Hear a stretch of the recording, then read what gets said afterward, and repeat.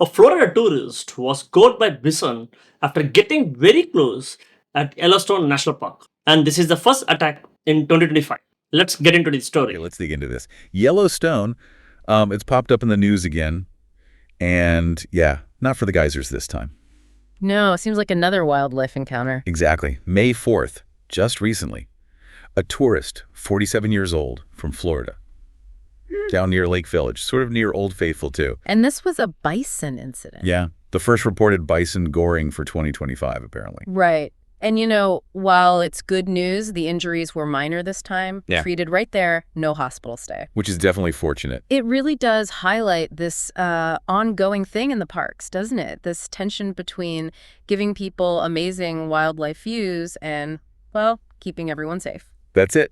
That's exactly what we want to unpack today. We've got the details on this latest one, but also info on past encounters, what the Park Service is saying. Kind of setting the context. Right. Our mission here is to pull out the really key takeaways from all this. So you, listening, can get a real sense of the risks, if you're heading to Yellowstone or parks like it. And also appreciate the tricky job park management has. It's a real balancing act. Definitely a tightrope walk. And if we look at the bigger picture, this incident near Lake Village, it's not like a one-off event, is it? Not at all. Our sources are pretty clear, actually. Bison cause more injuries there than any other animal. Which might surprise people, I think. Yeah, you tend to think bears first, maybe wolves. But no, statistically, it's bison. It really reframes the main concerns, doesn't it? And we're not just talking minor bumps. No. The info we have points to some pretty serious events in the past, like last June 2024. Ah, yes, I remember reading about that one. Near Storm Point Trail. That's the one. An 83-year-old woman. The bison actually lifted her off the ground. Wow, that's terrifying. Serious injuries. Had to be airlifted out to Idaho. It shows the sheer power involved. Absolutely. And there was another one in 2023, right? Also near Lake Village. Yeah, a 47-year-old woman then with severe chest and abdominal injuries. And wasn't there a fatality mentioned too? And then another injury soon after. Yes. The source material mentioned a 25-year-old woman gored and thrown, tragically fatal. And then, a 34-year-old man gored when he was trying to help a child near a bison. Yeah. It's intense. So it really begs the question, knowing these risks, knowing these things happen, why do they keep happening? It's the million-dollar question, isn't it? Because it's not like the Park Service is hiding the dangers. They put out guidelines, right? Yeah. About keeping your distance. They really do. And those guidelines are specific. At least 25 yards, what's that, about 23 meters for bison, elk, moose, deer, even coyotes. Right, 25 yards. Think maybe 2 school buses parked end to end, that kind of space. Good visual. And then for bears and wolves, it's way more. 100 yards, 91 A meters. football field, basically. Yeah, this latest incident, the tourist was apparently within 10 feet. 10 feet, that's incredibly close. You really have to wonder, what leads someone to get that close? Yeah, part of it has to be understanding the animals themselves, right? Bison can seem docile, maybe slow. They definitely can look that way sometimes, just grazing peacefully. But they're wild. They have a strong sense of, personal space. If they feel threatened. They react. Exactly. And they can weigh, up to 2,000 pounds and run 35 miles an hour.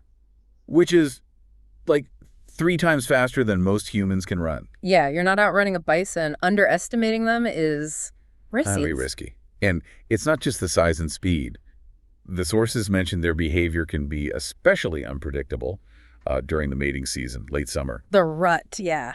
Things get more intense then. So you've got these huge, powerful animals, maybe extra defensive, and then visitors making choices that, put them right into bison space. And that really does seem to be the common denominator in a lot of these incidents, based on the material, people not sticking to those safety rules. Getting too close. Yeah. Whether it's for a photo or maybe they just don't realize the danger or, I don't know, trying to interact somehow. Which you should never do.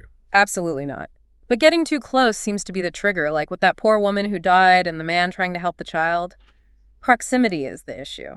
Okay, so let's talk about what the Park Service is actually doing and the challenges they're up against. Right, because they are actively trying to manage this. They put out press releases, constantly reminding people about that 25-yard distance, making it clear. And they also talk about the consequences, right? Not just for people getting hurt. But for the animals, too. That's a really important point. Yeah, the information suggests that if animals get too used to people, maybe people feeding them, which is a huge no-no. Strictly forbidden. Their behavior changes. They can become dangerous because they lose their natural fear. And sometimes, unfortunately, the park has to make that really tough call. Euthanizing the animal. Yeah, to prevent future incidents. It's a last resort, something they really try to avoid. And they're dealing with their own internal stuff too, aren't they? The sources mentioned. Staffing issues. Those layoffs earlier in 2025, even though many got their jobs back after court decisions. That must have put a strain on things. Fewer rangers around, maybe less capacity for visitor education out in the field. Could well have.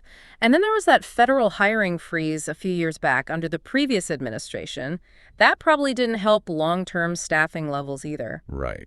But it sounds like there's some positive movement now, allowing seasonal staff hiring again. Yeah, and the current Interior Secretary, Doug Burgum, apparently issued an order stressing the need for enough staff for safety, but also just for park access. So there's recognition at the top level, which is good. It seems so.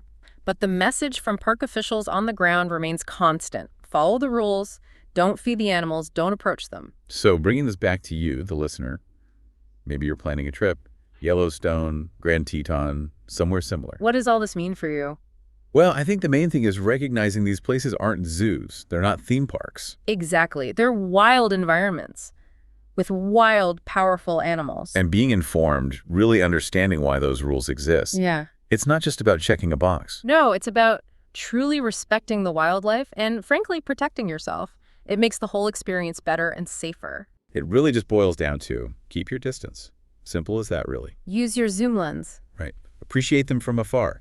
Stick to the guidelines. Your safety and, honestly, the well-being of the animals depends on it. So as we wrap up this deep dive, the core message feels really clear, doesn't it? Absolutely. Yeah. Maintain that safe distance, especially with bison. That 25-yard grill, it's there for a very good reason. It's based on how these animals behave and what helps prevent dangerous situations. It's crucial. Okay, so on that note, here's something to maybe think about after this. A final thought. Yeah. We know parks are getting more popular, visitor numbers are often up, and we know wildlife is, well, wild and unpredictable. True. So given that, Yeah. what else could be done? Beyond the current rules, the staffing efforts, are there other, maybe more innovative strategies parks could explore? Interesting question. To better protect both the visitors and the animals. Exactly. How do we keep improving that balance between access and safety? It's complex, for sure. It really is. Probably needs a mix of things. Education, maybe technology, enforcement. Yeah. Lots to consider there. Definitely something to mull over. What safety measures should be taken to prevent such incidents in future? Comment your thoughts. Thanks.